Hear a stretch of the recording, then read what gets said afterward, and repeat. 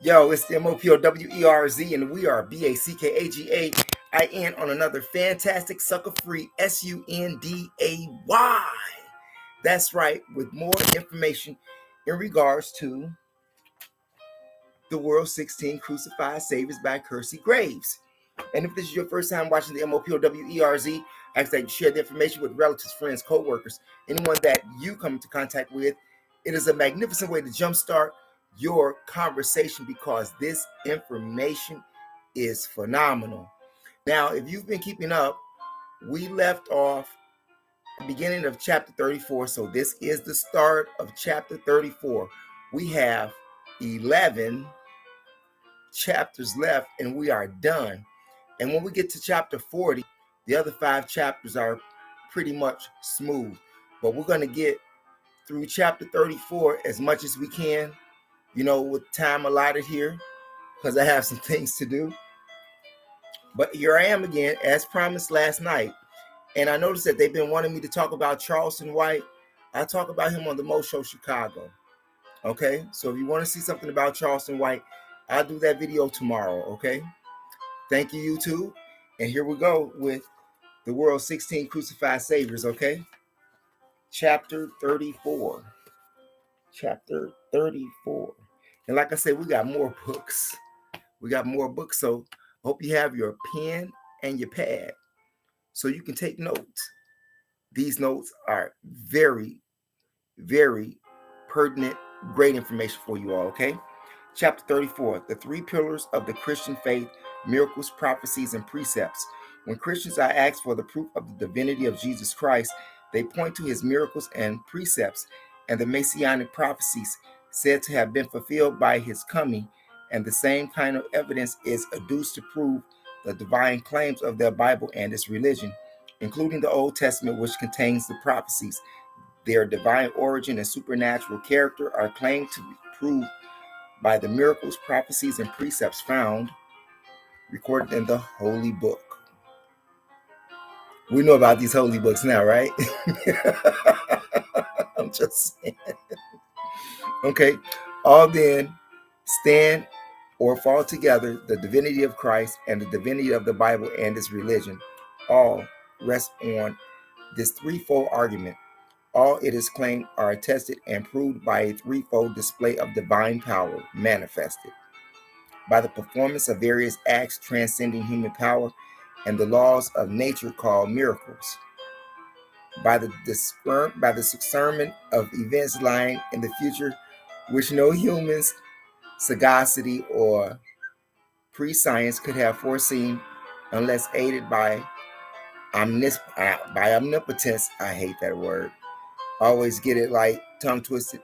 The display of such power being called prophecy, by the enunciation of more precepts beyond the mental capacity of human beings to originate. These 3 propositions cover the whole ground. They constitute the 3 grand pillars of the Christian faith, which, if shown to be untenable, must prostrate the whole superstructure to the ground. We will examine each separately, commencing with miracles. I tell you, these words will have you tongue twisting. It's different when you're just going in your mind and you're reading to yourself. But when you're actually reading, those words get, I tell you, pretty twisty. Miracles, the first pillar of the Christian faith. We will not occupy space in discussing the various meanings assigned to the word miracle by different writers, but take the popular definition as given above, and proceed to inquire how much evidence can be deduced from the miracles represented as having been performed by Jesus Christ toward proving his divinity and the truth of his religion. In the first place, it should be borne in mind that Christianity is not the only religion which appeals to miracle as a proof of its divine authorship. More than 300 systems and sects are reported in history, most of which have, from time immemorial, glorified in being able to wield this knockdown argument as they claimed it to be in support of the truth and divine authenticity of their various systems of faith. We have briefly noticed some of the miraculous achievements reported in their sacred books and ascribed to their gods and Senatoni saviors, and compare them with similar ones related of Jesus Christ, commencing with pagan miracles. As the whole pathway of religious history is thickly studied with miracles wrought in all ages and countries, and every page of the Oriental Bibles and religious books, it is literally loaded down with the relation of these marvelous prodigies said to have been wrought by their gods, demigods, and crucified saviors. Founding facts were ever witnessed or not, but we will merely state that they came or come to us as well authenticated as those reported in the Christian Bible. There is such and much evidence that Zoroaster, at the request of King Gustav, caused a tree to spring up in the man's yard forthwith, of such magnificent proportions that no rope could be found large enough to reach around it, and that Jesus Christ called a fig tree to wither away by merely cursing it. And we have the same kind of evidence that the Hindu Messiah Krishna of India restored two boys to life who had been killed by the bites of serpents, and that Jesus Christ resurrected Lazarus, widow's son of Nain.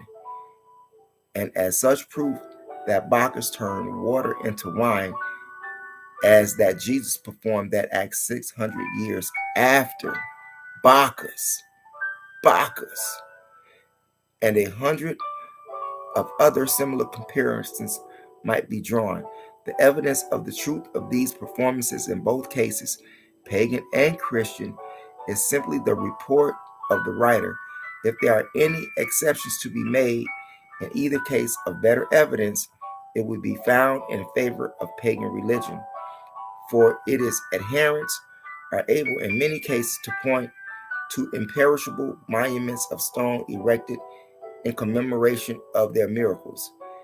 And Mr. Goodrich tells us that this is the highest species of evidence that can be offered to prove the truth of any ancient event. But as Christians, on the other hand, can find no such evidence to prove the performances of any miracles reported in their Bible. 100. It will be seen at once that the pagan miracles are the best authenticated. The most famous historian, Pausanias, states upon current authority that Esculapius, Esculapius,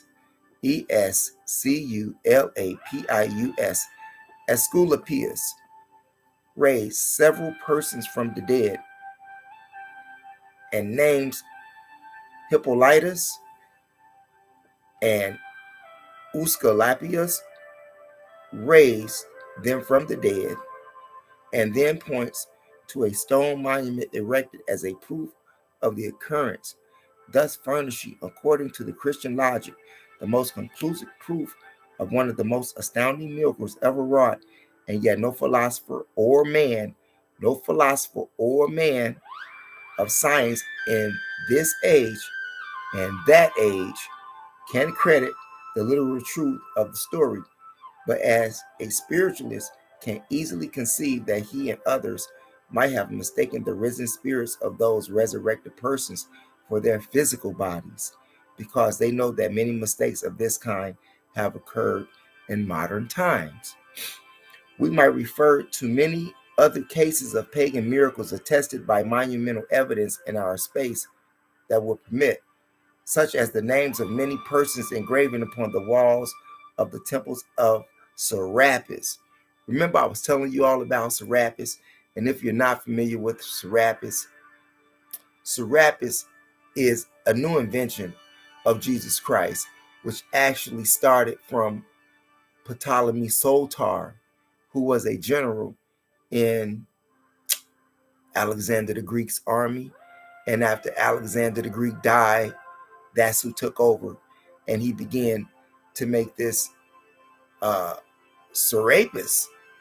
It's called the Apis bull, but Serapis became after that. The two-faced thing I was showing you, that's in the historical origins of Christianity, which is a video that you can find right on this page. Just go to the uploads. Okay. We might refer to many of the cases of the pagan miracles attested by monumental evidence if our space would permit. And like I said, that Serapis thing, miraculously carved by God Esculapius. We know that there's some nonsense now, okay? Serapis and this dude, Esculapius, if you understand history, you know it's all garbage anyway. We just saying. Strabo tells us that the ancient temples are full of tablets describing miraculous cures performed by virgin-born gods of those times and names a case or two blind men being restored to sight by the Son of God outside in the presence of a large multitude of people who acknowledge the miraculous power of the God with loud acclaim. Many spiritualists at the present day know by practical experience how these miracle cures were performed. Without continuing the citation of cases, suffice it to say the sin atoning gods of the Orientals are reported as performing the same train of miracles assigned to Jesus Christ, such as performing astonishing cures, casting out devils, raising the dead, etc. Now, sadly, warped indeed by education, must be the mind which cannot see that if the account of such prodigies reported in the history of Jesus Christ can do anything towards proving him to have been a God, then the world must have been full of gods long before his time. That is amazing. What do you think about that? You all should give me some feedback, like for real. It is impossible to dodge or evade such a conclusion. Christians are in the habit of assuming that all the miraculous reports in the Bible are unquestionably true, while those reported in pagan Bibles are mere fables and fiction. But if we will reverse the proposition, it can be easier supported because we have shown their miracles are better attested and authenticated. But miraculous prodigies of the most astonishing character, equal to any reported in their own religious history, such as transmitting water into blood, sticks into serpents, and stones into frogs. In a world, it is admitted, they performed all these miracle feats of Moses with the single exception of turning dust into lice. But certainly,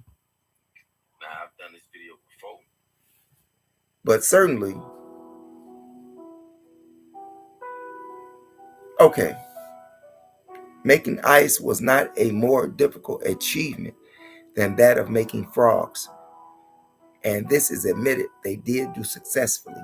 Hence, it will be seen that the Egyptian pagans made as great a display of divine or miraculous power as God holy people, according to the admission of the Bible itself, and there is no imitation that the mode of performing the miracles was not the same in both cases, but a strong probability exists that it was, a conclusion confirmed by the Bible report of the case, which leads us to infer that they performed the miracles in the same way Moses did, for it is said the Egyptians did so with their enchantments, that is, with the enchanting rod used on such occasions by the Egyptians, Assyrians, Babylonians, and other nations, including also the Jews.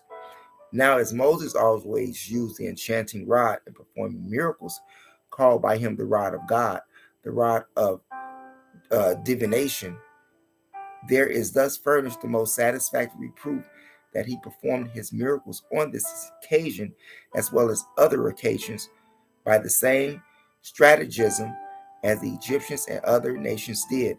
And even if the mode adopted by the Egyptians had been different, it is still admitted they performed the miracles.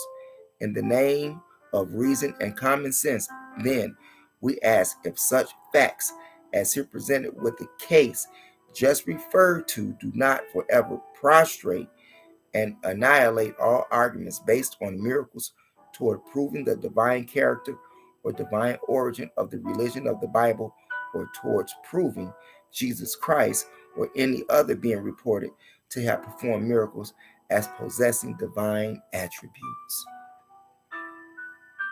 Catholic miracles. Some of the most astonishing and best authenticated miracles ever performed by any religious sect we find reported in the history of the Roman Catholic Church, looked upon and styled by the Protestants the mother of harlots and the abomination, and yet there is much stronger proof that the Catholic religion has the divine sanction if miracles can furnish such proof. The editor of the official memoirs declared that during the Italian War in 1797, several pictures of the Virgin Mary situated in very different parts of the country were seen to open and shut their eyes for the space of 6 or 7 months, and that no less than 60,000 people actually saw this miracle performed, including many bishops, deacons, cardinals, and other officers of the church whose names are given.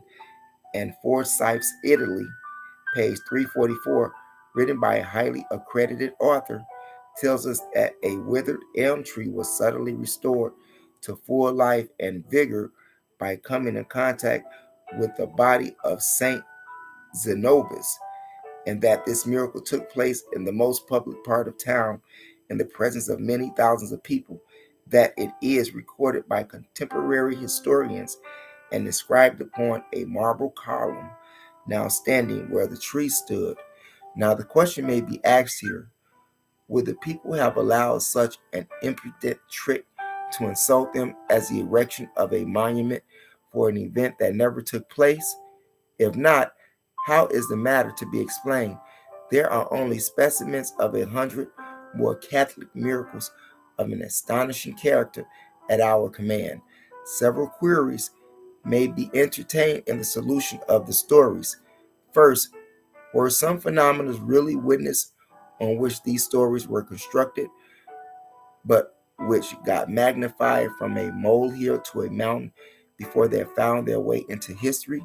Or two, were they manufactured as a pious fraud, which was rather a fashionable business with the early disciples of the Christian faith, according to Mr. Mosheim?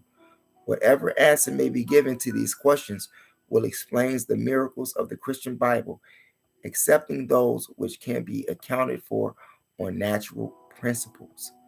Satanic miracles.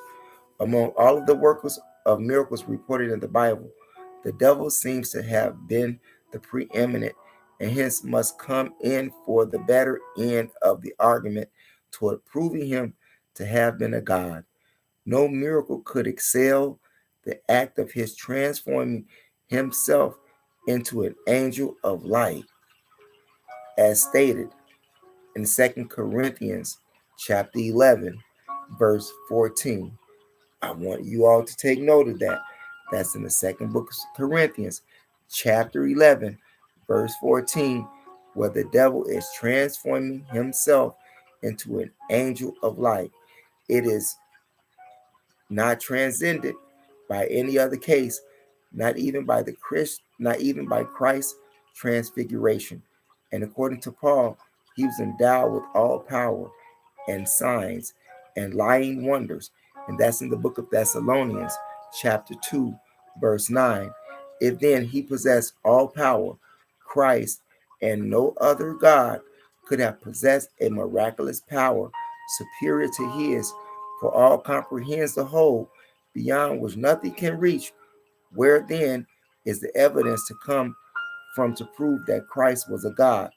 Because he was a miracle worker, or his religion divine, because attested by miracles, seeing the devil perform some of the most difficult miracles ever wrought.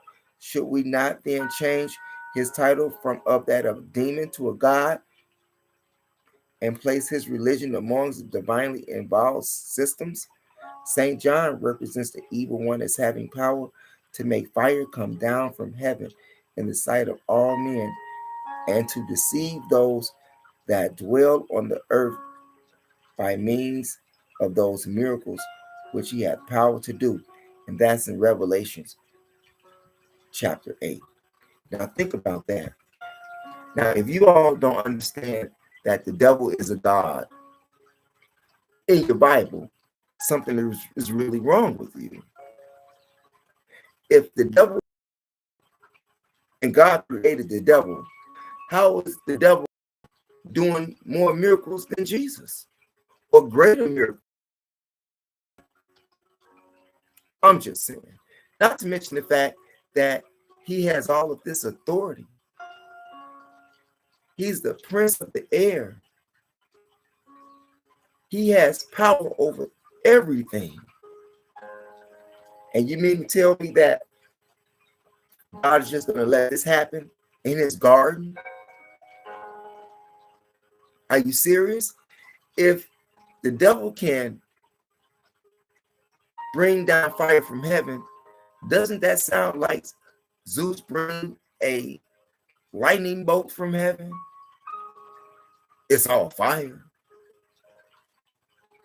Electricity is fire. It will burn your ass up.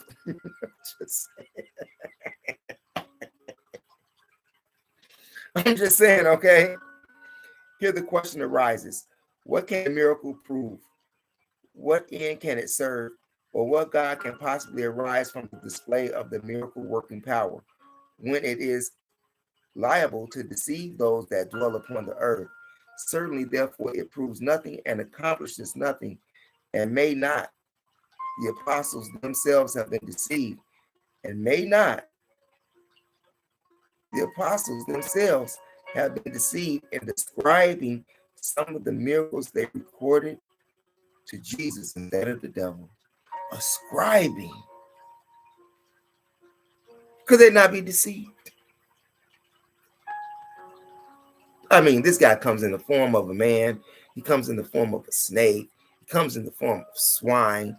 He transfigures. He transfigures himself into an angel of light.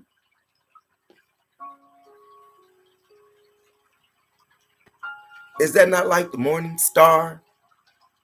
That's in the book of Revelation. It's also in the book of Isaiah. I'm just saying. Certainly, we are drifted upon the quicksands of the uncertainty by such a display of the miracle working power, and are obnoxious to most fatal deception, which proves the total inutility and futility of such prodigies. Christ's miracles were not his own, but wrought through him and not by him. Okay? He was just a tool, like a vessel. How could Christ's miracles, assuming they were wrought, do anything toward proving his divinity when he did not claim to be the author, but merely the agent or instrument in the hands of the Father, like the apostles, who are reported to have performed the same miracles? The Father, he doeth the work, is his own declaration, and the apostles seem to have accepted his word and his views of the matter. For proof, listen to Peter. Ye men of Israel, hear these words. Jesus of Nazareth, a man approved by God among you by miracles and wonders and signs, which God did by him in the midst of you, as ye yourselves do know. And that's in the book of Acts, chapter 2, verse 22. Let it be noted then that Christ's miracles were not performed by him as a God, but as a man approved by God. He was the mere medium or instrument in the case, a fact which banishes all grounds for controversy relative to his miracles, serving the purpose of attesting his divinity, especially when it is concealed that men, magicians, and devils could achieve the same feats. Why do you think the magicians, the wise men, the magi's came to see Jesus? Why would the magicians want to see Jesus?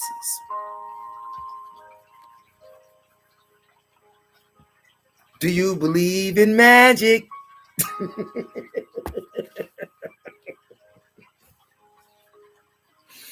Okay. Christ's miracles did not convince the people. As the miracles of Christ seemed to have had little effect toward convincing the people of his claims to be Godhead, it is evident that they could have been but little superior to those performed by others, and therefore not designed, at least not calculated, to convince them that he was a God. The frequent instances in which he upbraids the people for their unbelief and calls them fools, slow of heart, etc., is a proof of this statement. Christ's miracles not designed to convince the people. A circumstance involving pretty strong proof that Christ's miraculous achievement were not considered as evidence of his divinity is the fact that they were frequently performed in private, sometimes in the night, and often under the injunction of secrecy. See, thou tell no man was the injunction. Secret, tell no man was the injunction after the feat was performed, perhaps in a private room. How can such facts be reconciled with the assumption that his miracles were designed to convince the people of his claims to the divine entity, as Christians frequently assert, when the people who were not allowed to witness them, nor his disciples even to report them? Is it making sense? Who can believe that he was divine being or Messiah when he charged his disciples to tell no man that he was such a being? Such incongruities verge to a contradiction. It is a logical contradiction to say that private miracles were designed to dissolve public skepticism, and yet many, if not most, of his repudiated miraculous achievements were of his character. When he cured a blind man, he not only led him out of town, when he why would you cure the blind man and then take him out of town so no one sees him? And that's in the book of Mark, chapter 8, verse 23. But forbid him, when his sight was restored, returning to the city, for fear he would publish it. Well, if you're a God, wouldn't you, if you're the Son of God, and you're here to kill the devil, and you're here to destroy the devil, why you don't want people to know that? Why you don't want people to know that? You already got people looking for you. You're the Son of God, but you have to keep running. You have to keep running. God can't protect you from the Pharisees and the Sadducees. You may say, well, he did. That's why I kept moving. But you mean to tell me God just can't make their ass freeze? But you can perform all of these miracles. But you don't want any man to say anything about it. And you don't want the blind man to go back into the city and say anything. When he resurrected Lazarus, he did not call the whole country around to witness it, but performed the act before a private party. The reanimation of Jairus' daughter was the same way, was in the very same concealed manner, in a private room where nobody was admitted but his three confidential disciples, Peter, James, and John, and the parents, none of whom make any report of the case. How therefore the reporter Mark found it out when he was not even present, and none of the party were allowed to tell it to anybody, or why he would betray his trust by publishing it if he was informed of it, is a mystery of godliness not easily divined. You got that? I'm just saying. If those three in the room, how did Mark know? Because he wasn't even there. I'm just saying. When Christ cleansed the leper, he sent him to the priest, enjoining him to say nothing to any man. The dumb, when restored to speech, was not allowed to exhibit any practical proof of the fact by using his tongue, his miraculous perambulation on the surface of the sea, walking on water, was not only alone but in the dark. His transfiguration, likewise, according to Dr. Barnes, took place in the night, his three favorite companions being the only witnesses, and they went heavy with sleep. And finally, the crowning miracle of all, the resurrection, is not only represented as taking place in the night, but without one substantial or terrestrial witness to report it. Verily, such facts as these are not calculated to argument the faith or work the conviction of a skeptic that made these miracles were ever performed, seeing so few are reported as witnessing them, and even their testimony is not given. We have not the testimony of one person who claims to have been present and seen these wonders performed. Such acts are calculated to cast distrust upon the whole matter, especially when taken in connection with the fact that 9/10 of his life formed a perfect blank in history. You know, you got the lost history ages of Jesus. There's a book, The Lost History of Jesus. Maybe you should, read that. It is impossible, we ask, to reconcile such a fact with belief of his divinity. It is it is possible, or is it possible, a God could lead a private life or live 27 years on earth and do nothing worthy of note? A God known to nobody and noticed by nobody? Most transcendently is absurd, is the thought. Had Christ possessed the character that he has claimed for him, not an hour of his life could have passed unaccompanied by some remarkable incident that would have been heralded abroad, and its record indelibly engraven upon a page of history. But instead of this, his acts were too commonplace to be noticed. And besides, all history ignores him.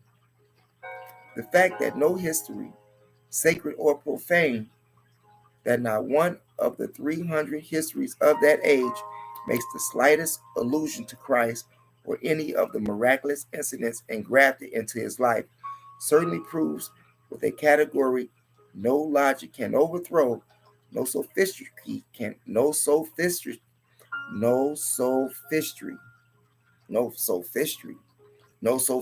yes, SOPHISTRY,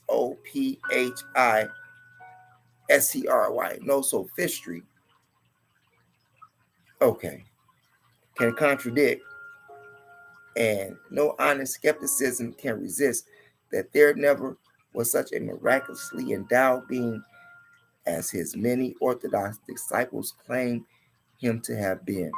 The fact that Christ finds no place in the history of the era in which he lived, that not one event of his life is recorded by anybody but his own interested and prejudiced biographers, settles the conclusion beyond cavil or criticism that the godlike achievements ascribed to him are nothing but fable or fiction.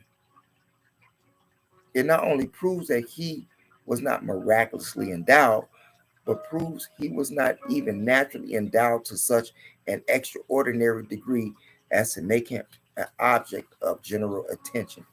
It would be a historic anomaly without a precedent, meaning never happening before, that Christ should have performed any of the extraordinary acts attributed to him in the Gospels, and no Roman or Grecian historian, and neither Philo or Josephus,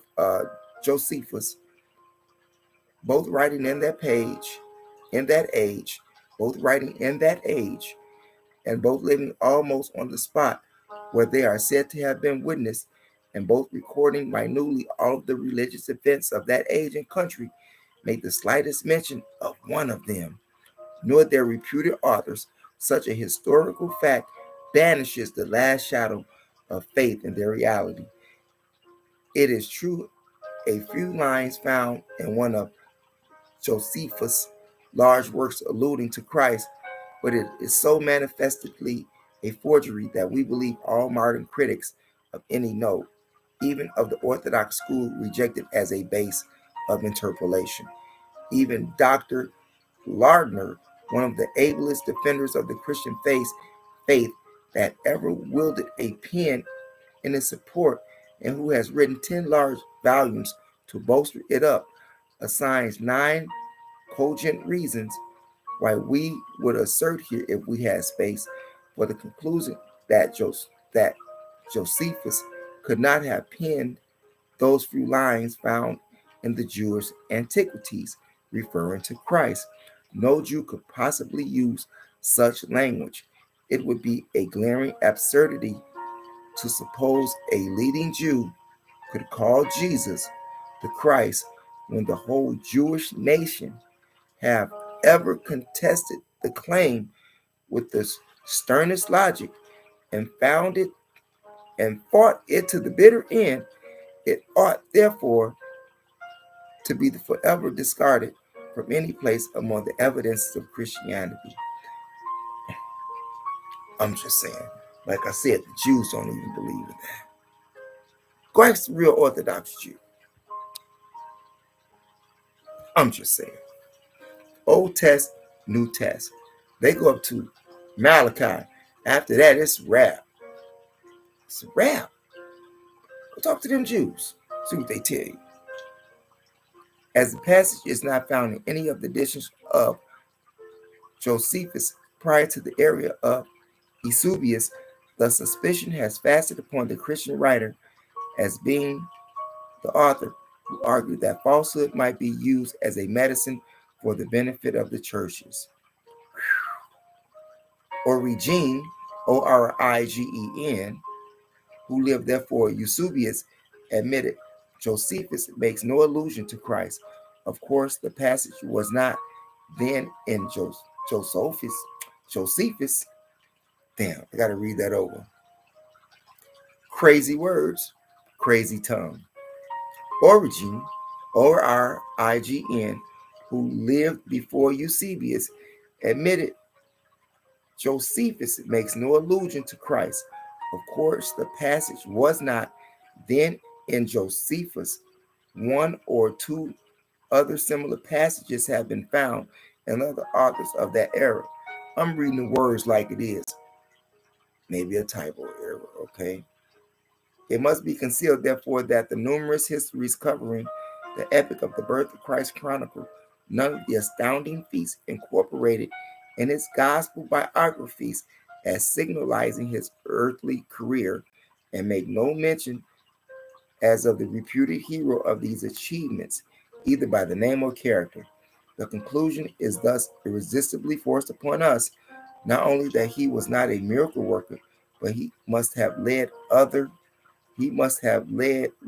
an obscure life, entirely incompatible with his being a God or Messiah who came to draw all men unto him. And it should also be noted here that none of Christ's famous biographers, Matthew, Mark, Luke, or John, are honored with a notice in history till 190 years after the birth of Christ. And then the notice was by a Christian writer. I'm just saying. Now, if you understand that, you will understand that you had a former priest of the Catholic Church who actually wrote a part of the New Testament. That's 100. You can go and research that yourself. Yes, a former Catholic priest wrote some of the New Testament in the Bible. No shits. 100. Crazy. We look in vain, says the writer, for any contemporary notice of the Gospels or Christ the subject of the Gospels outside of the New Testament.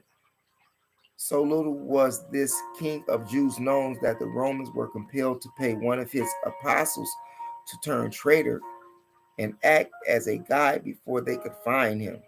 It is impossible to observe this negative testimony of all history against Christ and his miracles and not be struck with amazement and seized with the conviction that he was not a God and not a very extraordinary man. Who can believe in that God from off the throne of heaven could make his appearance on earth and while performing the most astounding miracles ever recorded in any history or ever excited that credulity of any people and be finally publicly crucified in the vicinity of a great city, and yet all the histories written in those times, both sacred and profane, pass over with entire silence the slightest notice of any of these extraordinary events. Impossible, most self-evidently impossible.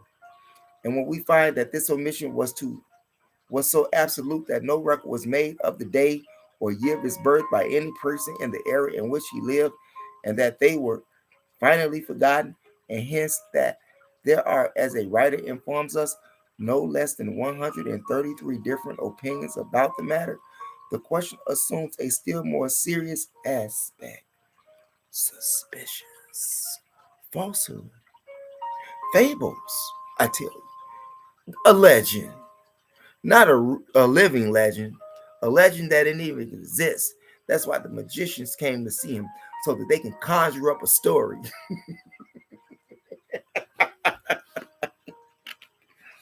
I'm just saying, right? From the logical potency of these facts, we are driven to the conclusion that Christ received but little attention outside of the circle of his own credulous and interested followers, and consequently stands on a level with Krishna of India, Mithra of Persia, Osiris of Egypt, and other demigods of antiquity, all of whose miraculous legends were engrafted in their histories long after their death. This leads us to consider what? How Christ's incredible legends got him into history.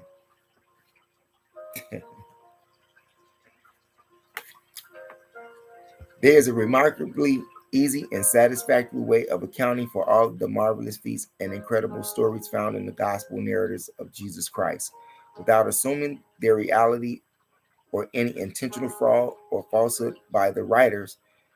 When we learn that none of his evangelical biographies were penned till long after his death, we are no longer puzzled for a moment to understand exactly how many statements wholly incredible and morally impossible crept into his history without challenging or calling in question the veracity or honesty of the writer. Perhaps the most powerful cord of the moral conviction which holds the Christian professors to a belief in the divinity of Jesus Christ is the difficulty of bringing himself to believe that the numerous miracles ascribed to him in the Gospels are merely the work of fiction, fabricated without a basis of truth, when they were evidently penned by men of the deepest piety and the strictest moral integrity. We ourselves were once environed with this difficulty, but it stands in our way no longer. We are disenthralled. We have solved the problem. We have found the true explanation. They keep the clue to the whole secret is found in the simple fact admitted by Christian writers and evidenced by the Bible itself that no history of Christ's practical life was written out by a person claiming to have been an eyewitness of the events. Thank you. Ain't nobody he known even reported it. Ain't nobody he knew.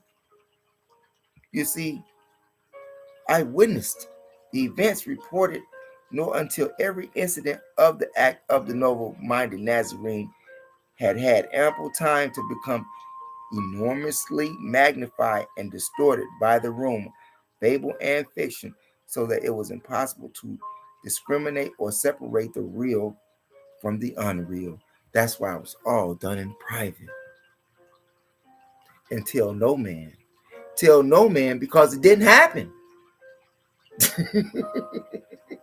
Tell no man because it didn't happen. Okay? A true history could not then be or have been written under such circumstances. It is manifestly impossible. These are the Christian scholars telling you this. I'm just saying. The time for writing each gospel is fixed by Dr. Lardner as follows. Matthew was written in 62 AD. Mark was written in 64 AD. Luke was written in 63 or 64 AD as well. And John was constructed in 68 AD. Thus, following ample time for every noteworthy incident. Don't you think the disciples, they was dead by then? Because they all got killed. I'm just saying. Is it making any sense to you? Am I making any sense to you? Is this book making any sense to you? Is Kersey Graves making any sense to you? Is all of the scholars that I've mentioned to you in this book making any sense to you? What you saying in the comment section? Have a good time. Find your love. Oh, well, I tell you, I found my love. Yeah. And you know what it is? It's called a book. No, 100. I got a chick, though. Straight up. And this book here, this is what I'm cheating on her with. I'm cheating her with getting knowledge. I am cheating on my lady with getting knowledge. How about that? Have a good time. Find your love. Hey, I hope you all are having a good time out there.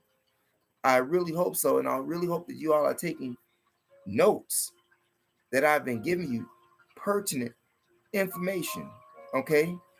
Having made a note of this fact, like I said, these stories came out after their death. Okay? And I just gave that to you.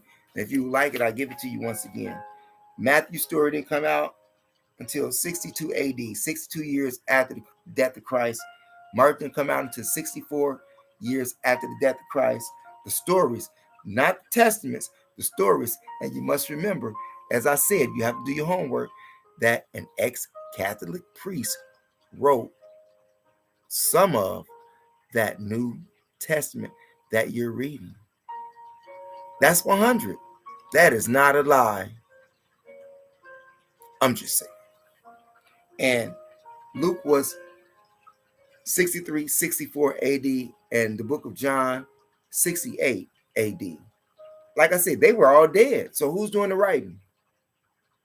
And no historians of that era have any recordings of any of what you are reading in the Bible. Nothing ever occurred. Isn't that strange to you? Isn't that strange to you? If not, it should be. Okay? But we're going to go here.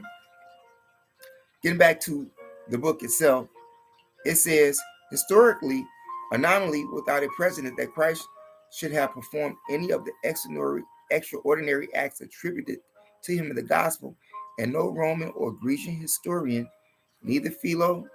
Oh, we lost a page. Here we go. Thus allowing ample time for noteworthy incident of his life to grow from molehills into mountain and to swell into fiction, fable, and prodigy, a tendency to which it was then very rife and very prevalent in all religious countries. Having made a note of this fact, let the reader treasure in memory as another equally important fact that the biography of no man of note who figured in that era or who lived prior to the dawn of letters is free from a large percentage of extravagant detail and simple incidents magnified into miracles.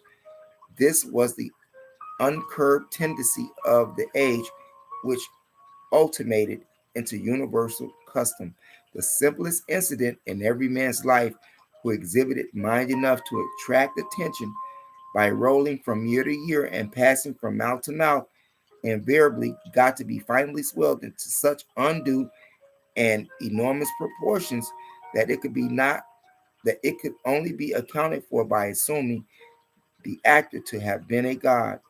In this way, many men of different countries who had a mark in the world received divine honors and divine attributes, including such characters as Krishna of India, Mithra of Persia, Quirinus of Rome, Eros of the Druids. And like I said, the Druids helped protect King James. The Druids helped protect King James. My battery power is getting low here, y'all. My battery power is getting low here. I will be right back.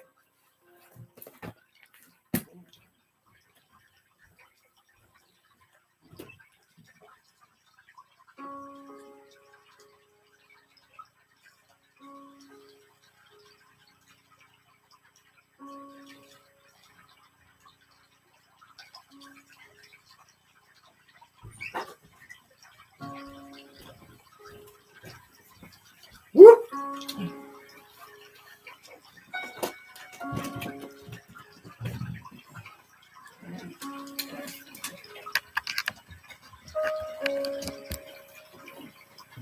I guess I've been talking that long enough. Glad I found my charger, or we would have been out of alive. Yeah. So remember, the Druids helped protect King James when he was being hunted by his cousin, Queen Elizabeth. That's 100. Okay. Now I'm going to go back to the sentence where I left off on, and I was speaking about who had made their mark in the world. Men received divine honors and divine attributes, including such characters as Krishna of India, Mithra of Persia, Quirinus of Rome, Eros of the Druids, Quetzalcoatl of Mexico, Jesus Christ of Judea, and many others who might be mentioned. The circumstances defied him. The evidence of history to prove this declaration is abundant and irresistible. The two, the two important facts. The two, like T-O, then you got T-O, the T-W-O, the two.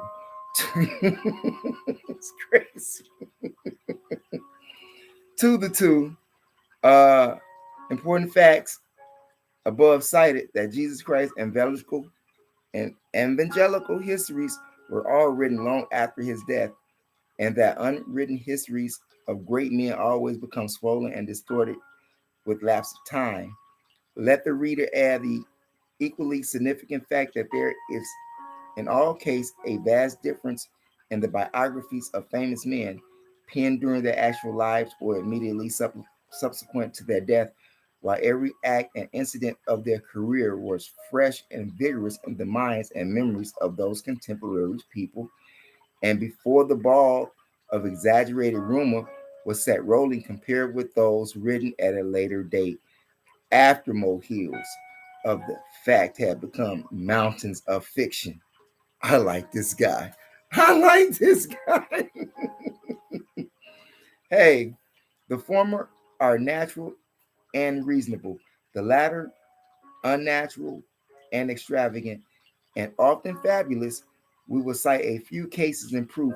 Let the reader compare the biological sketches of Alexander the Greek, written near the epoch of his practical life, and those composed since the dawn of the Christian era, and we will find that the posthumous notices of him alone, yes, posthumous, posthumous,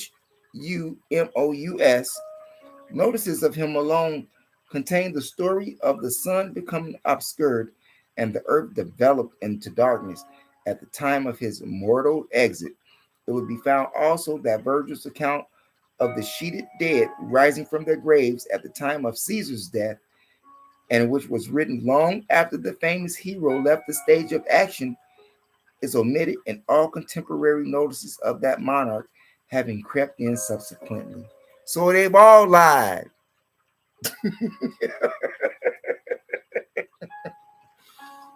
Miseducated to the core.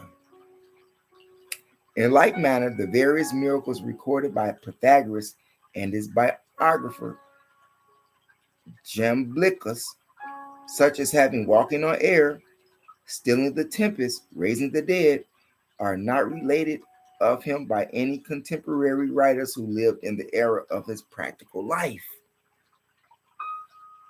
Am I getting over to you now? Am I getting over to you now? And let the reader compare also Deimos, Life of Apollonius, with that of his latter biography by Philostratus as an as an illustration of the same historical fact.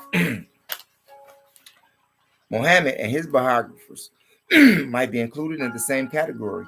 It is a remarkable circumstance that neither Muhammad himself nor any of his immediate followers claim for him more than the humble title of prophet or God's holy prophet, while his latter admirers and devout disciples have elevated him to the throne of heaven and given him a seat among the gods.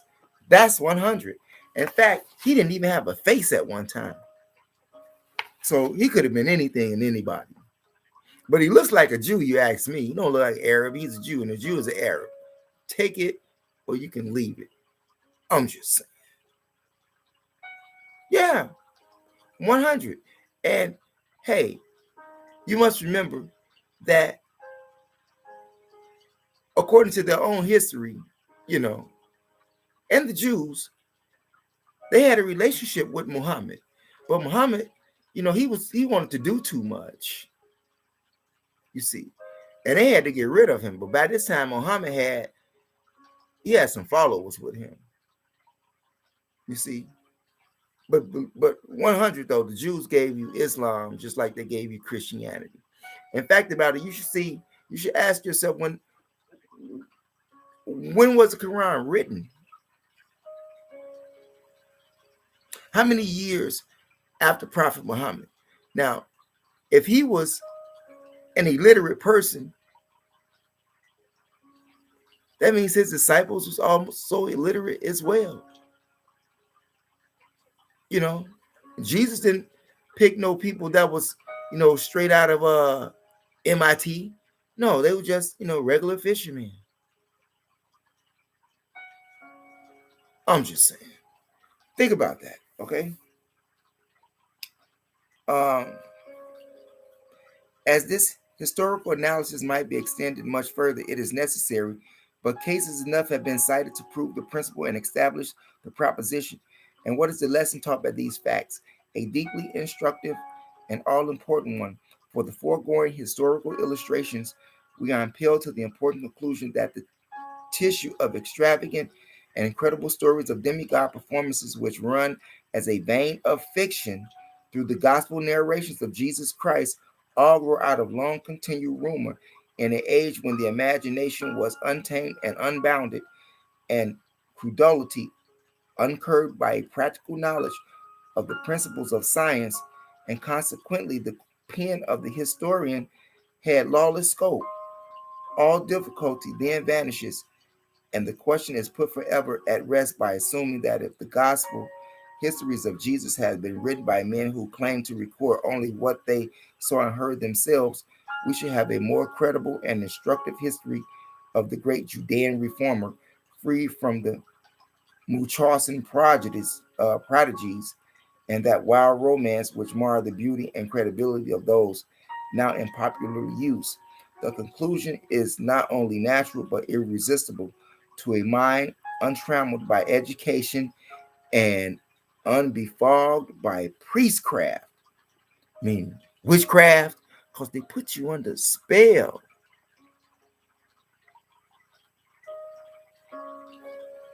Once again, why would some magicians go see Jesus? Why would God need magicians to go see Jesus? I'm just saying. You think about that. And I keep saying that because there's a reason. I hope you get it, All that is wanting to convince us that miracles constitute no part of the real history of Christ is a contemporary instead of a posthumous biography, a written history in the age which knew him, and by an unprejudiced writer who witnessed all his movements, and we are perfectly willing to risk our reputation in this life and our salvation in the next by stating our conviction that this would be the unanimous verdict of prosperity before 50 generations pass away. But 50 generations, hell, you know how many people can be saved with knowledge or just another perspective versus what you've been taught? Just think, if you don't have your own perspective or another perspective of what someone else gave you, meaning a religious book, and you don't have your own perception or perspective, you have just become a robot. You have just become a robot, as in the mind of Pink Floyd. Leave those kids alone. Doom, doom, doom. Now, Christ's miracles reconstructed from former miracles. There are other circumstances than those noticed in the preceding chapter which can aid us materially in solving the problems of Christ's divinity, or in other words, can aid us in tracing his miracles to their origin, and thus confirm the truth of the preceding proposition. Moses and the prophets were considered by the evangelists antitypes or archetypes of the coming Savior. Hence, some of the more important incidences of their lives were hunted up and worked over again to make them fit the life of Christ as the Messiah, reconstructed and applied to him as the second Moses, and a new prophet. For Moses is represented as saying, a prophet shall the Lord your God raise up unto you that's like me. Yes. So meaning I'm going to come again. And they just made Jesus as the second coming of Moses. Okay. And the transfiguration of Christ is therefore constituted after the model. The transfiguration of Christ is therefore constituted after the model of the transfiguration of Moses on Mount Sinai. Y'all got that? Moses transformed too, okay? Just as Jesus did, just as Satan did. But Satan did it to the utmost. He transfigured into an angel of light.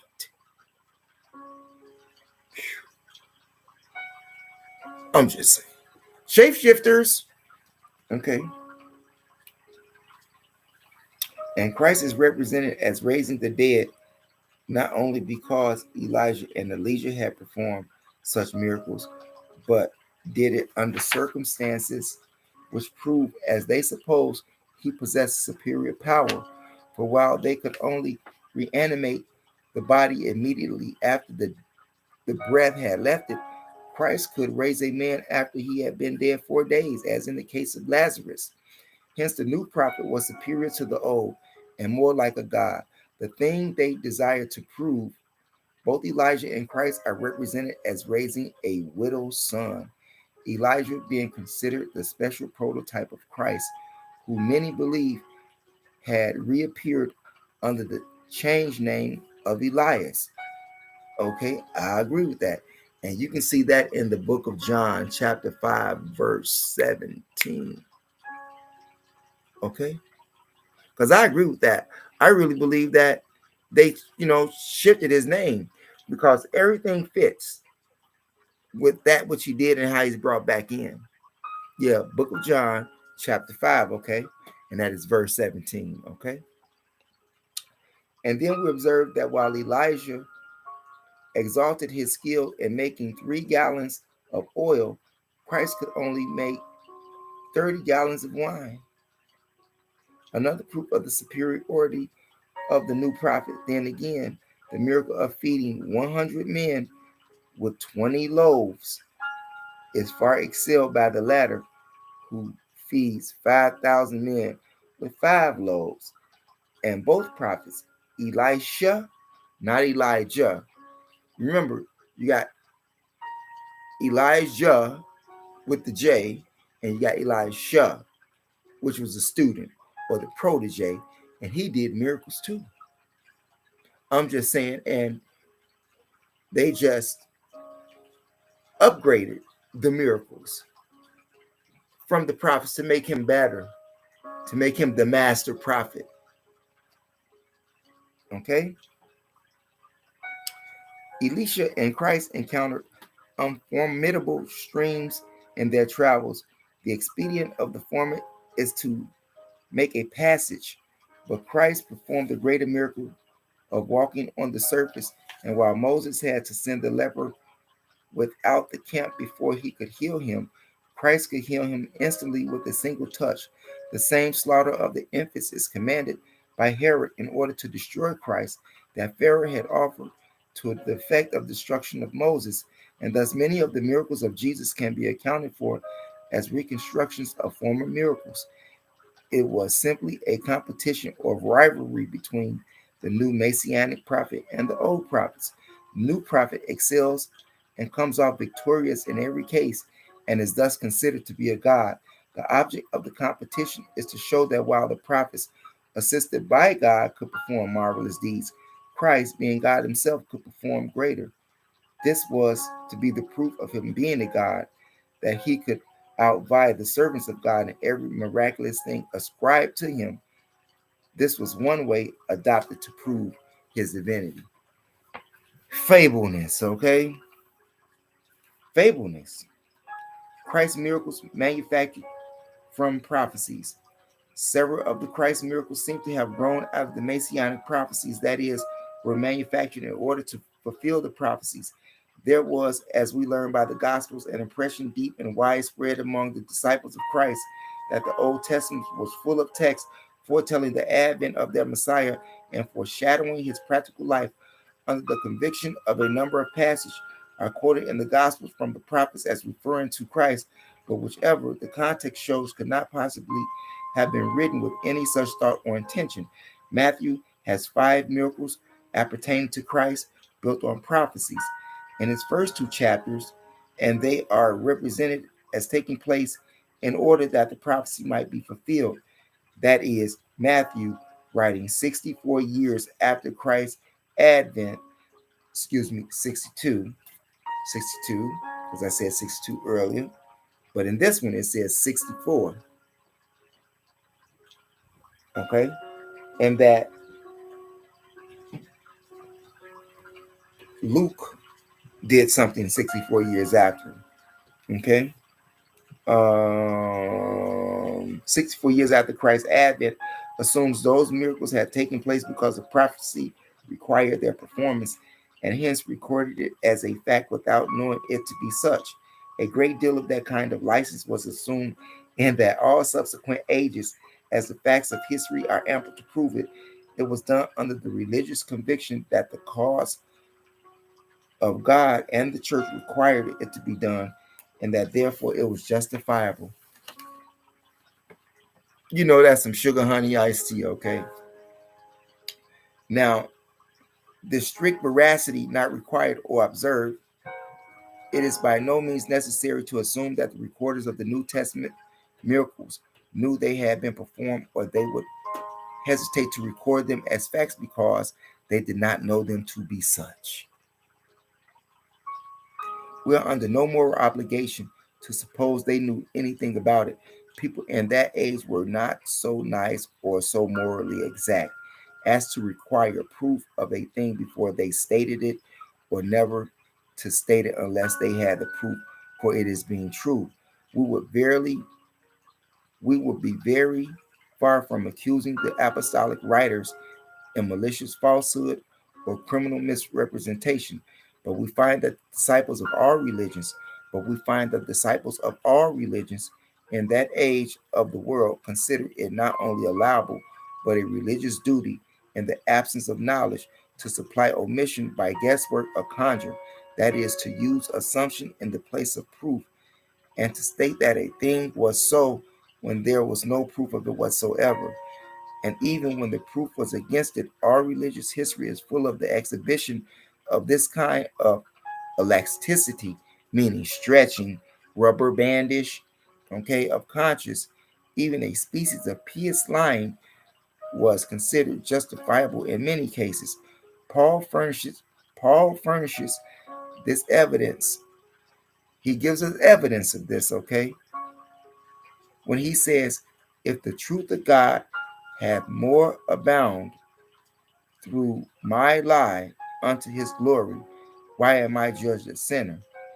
If the truth of God hath more abounding through my lie, that means if God gets greater because I lie, if the power of God gets greater because of my lie, if I falsify, if I make some fictitious story up and it's about God glorifying God, and if I'm be lying, well, glory be to God. And that is in the book of Romans, chapter 3, verse 16. I'm going to say that again. That is in the book of Romans, chapter 3, verse 16. Okay? No sin to lie for the glory of God. There is no sin in lying for the glory of God. Doesn't that go against the 10 Commandments? I'm just saying.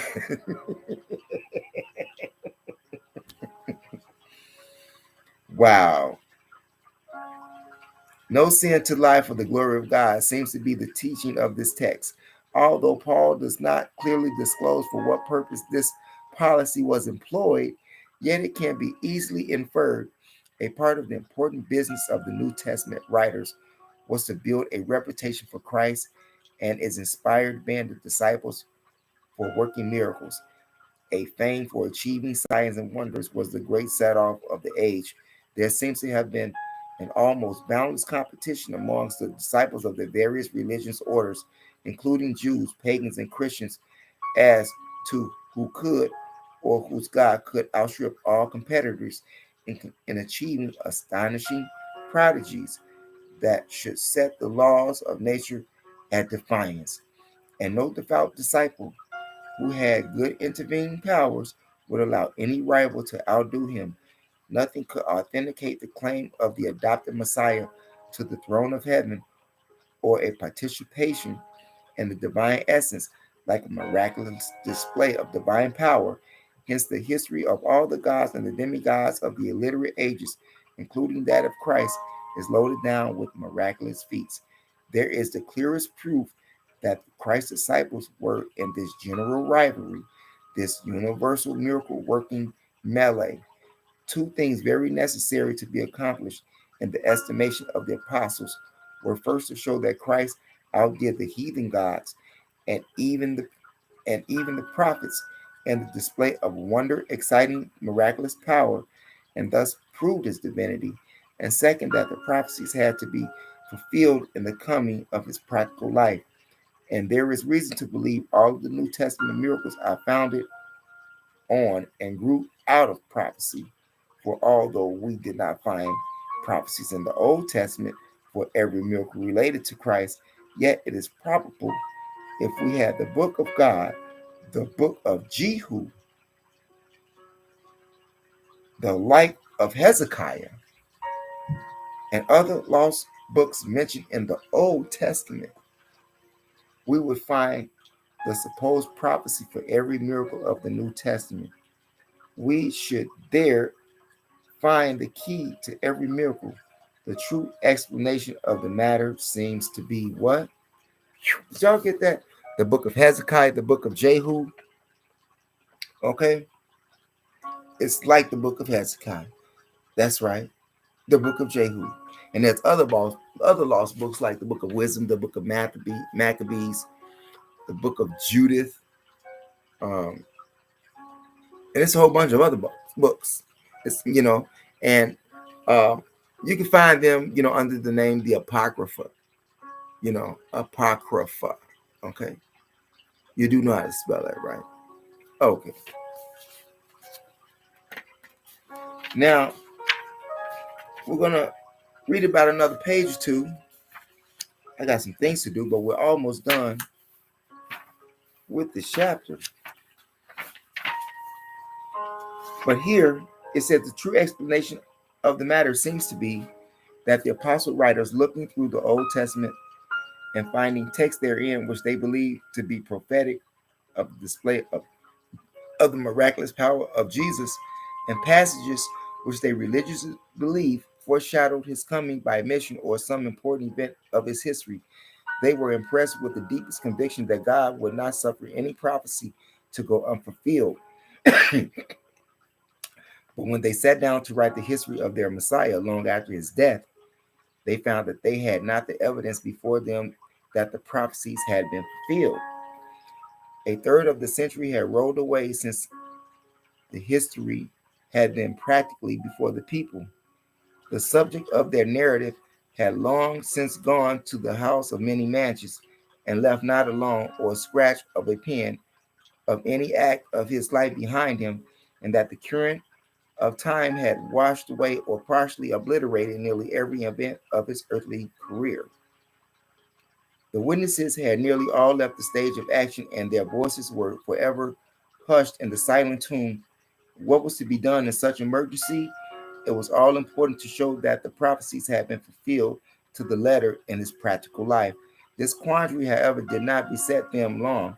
The difficulty was easily surmounted. Every religious country, including Judea, was full of miraculous legends and astonishing prodigies appertaining to the terrestrial movements of their gods and demigods, some of which had floated down on the stream of tradition from the immemorable, and all had become blended, confounded, and mixed up together until it was impossible to know whence they originated, where they belonged, or to what God they appertained. These miraculous stories were so numerous and so varied in character that there was no little difficulty in finding which seemed to be the fulfillment of any messianic prophecy that had been or might be found in the Old Testament. And thus, of the 100 miraculous stories afloat, one was picked out and assumed to be the fulfillment of the prophecy, which is Jesus, with the countless number of such stories before them, which had been for half of a century current in the community. They set themselves to work to select and reject, prune and remodel, honestly believing that this miracle was intended to fulfill this prophecy, and that the miracle, that prophecy, accordingly, we find it so stated in the New Testament. As for example, a story had long been going the rounds that the parents of a young god had to flee with him out of the country to save his life from being destroyed by a jealous ruler. This, they suppose, must of course refer to Jesus, because they had found the supposed prophecy of such an event, of an event in the Jewish Bible, when a more thorough acquaintance with history would have taught them that the story did not refer to the ruler of Judea, Herod, but to Cancer, an ancient, jealous, despotic king who ruled in India. Okay, and he was going to have Krishna killed, right? And this happened at a much earlier period.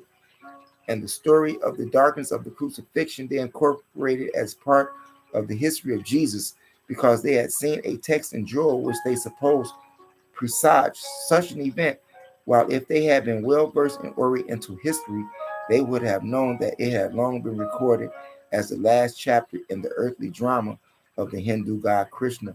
And so of the other miracles now we found related as part of the history of Jesus, and the historical investigation of a matter would have shown the gospel writers that they were a part of the written history of other and more ancient gods, and had never formed a part of a practical life of Jesus or had been realized in his experience. This is a more charitable and honorable explanation of the matter than that found in the assumption of some other writers that every miracle was constructed for the occasion, that it is a sheer fabrication, and yet there are some plausible grounds for the solution of this case. You all hear my phone going off? That means I got to go and handle what I have to handle. But we did get a long way through this chapter, which is chapter 34. And tomorrow we will start again on page 189, okay? We'll start again on page 189. Okay, right at the first paragraph in that page. Whereas right here, yeah, we'll be there, right there, right there, right. That's what we're starting at on 189.